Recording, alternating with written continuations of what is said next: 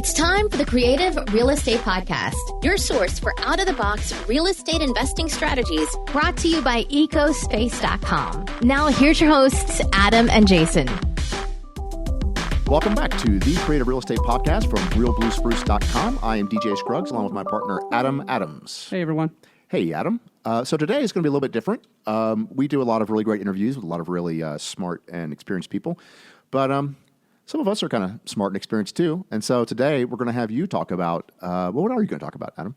Well, I just thought it might be important to, or at least helpful for people to kind of go through the process with us and how we look at helping a homeowner and why we use creative real estate. Okay.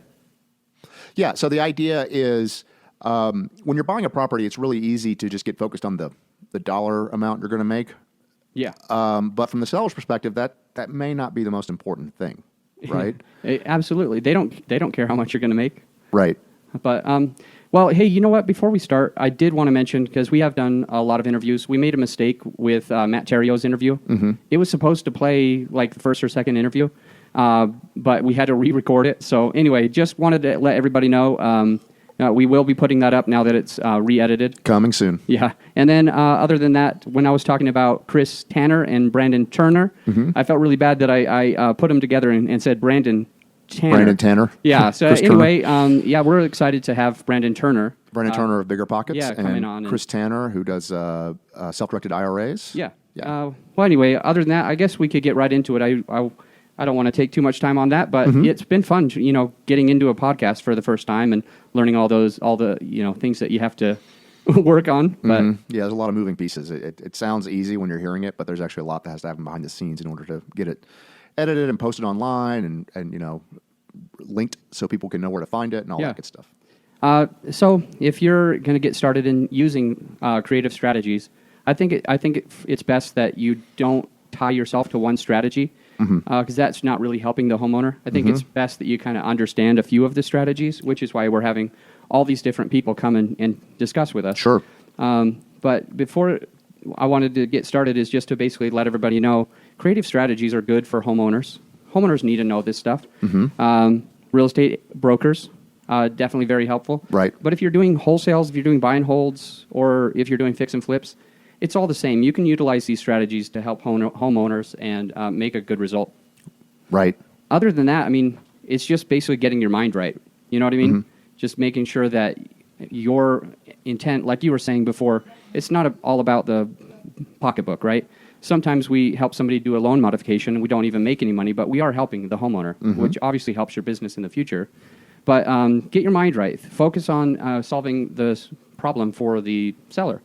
Other than that, let's see, what else did I want to go through? I have got a little presentation in front of me that we've given to a few other meetup groups locally. But so this is good to help people out of foreclosure. It's good to help people through all sorts of situations, as long as they need to sell. And if there's a price that they can do, you can fix that. It's just you play with the terms a little bit is all. Okay. All right. So there is a lot of strategies that we can do to help somebody out of these situations. And first is a loan modification. So I would say if you're going to get into a seller's home and you're going to be discussing how you can help them, a loan modification is a great way to do that. Obviously, we don't make any money on that, but what that does for them is they can either talk to the bank and it lowers their monthly payment, or it will lower the balance. They might be able to forgive some of the debt, and it makes it so that they can stay in the house. Okay. If they can't stay in the house and just live there with a loan modification, the next strategy that I would do is to help them figure out how to rent it out to somebody.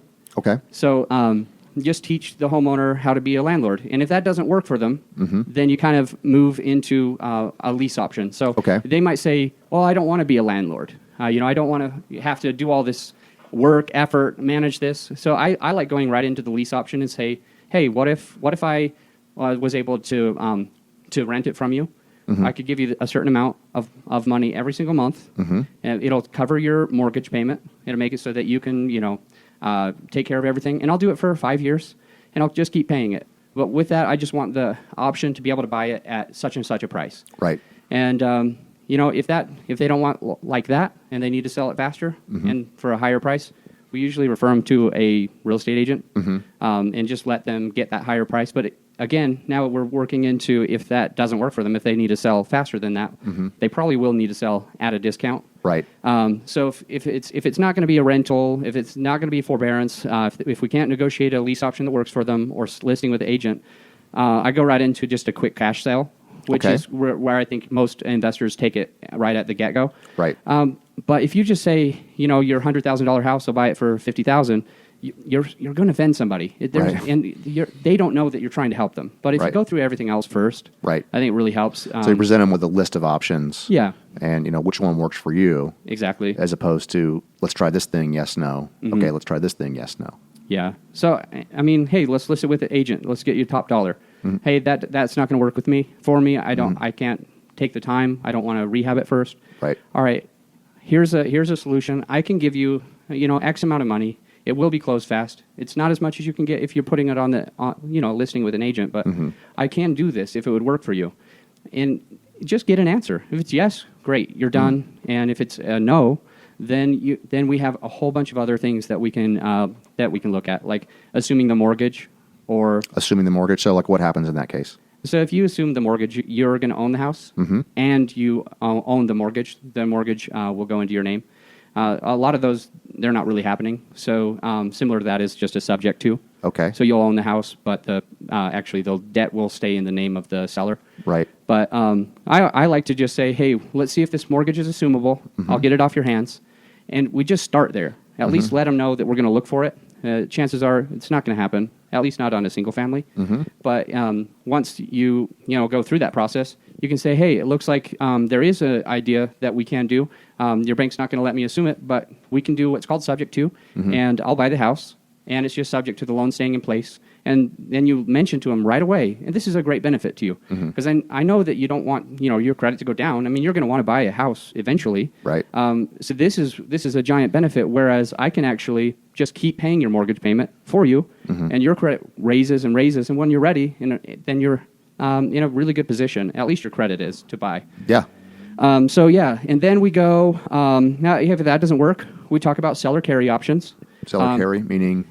So that means that the owner that's currently in there will carry the note. They will be the mortgage holder for you, rather than taking it over subject to or whatever.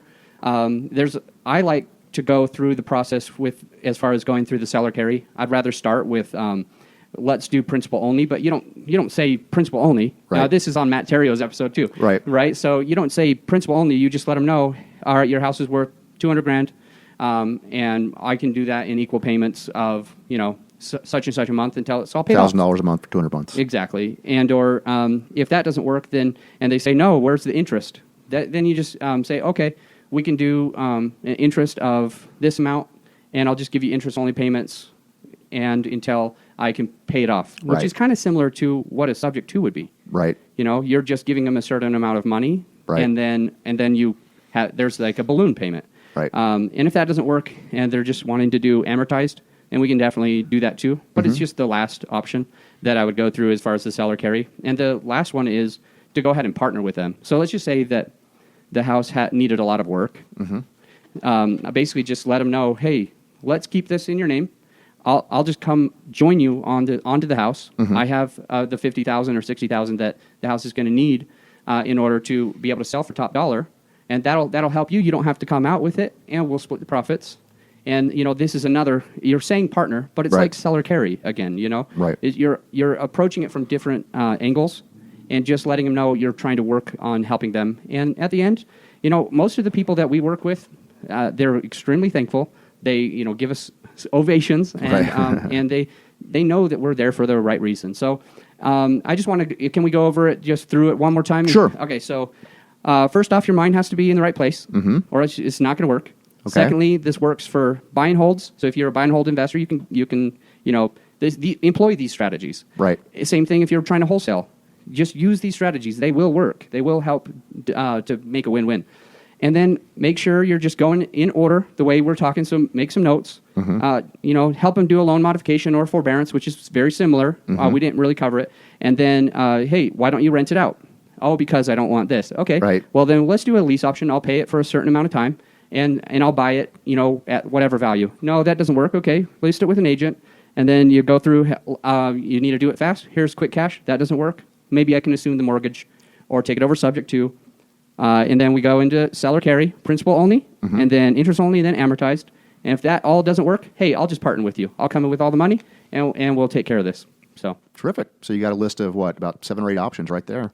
Yeah, and you just lay them out for the seller. And it's always good if they're allowed to choose versus just one at a time, right? If it all comes down to price, then it just turns into a yes or no kind of thing. But if we got 3 or 4 different prices here, which option do you prefer?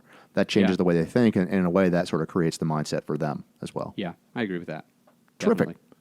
Well, excellent. Well, listeners, there's a bevy of strategies there available to you, and we appreciate your listening, and we'll catch you in the next episode. All right. Bye, guys. Thank you so much for listening to the Creative Real Estate Podcast. And if you got value from this episode of the podcast, please take the time to leave us a rating and review on iTunes. Give us a written rating and a review. We'd really, really appreciate it.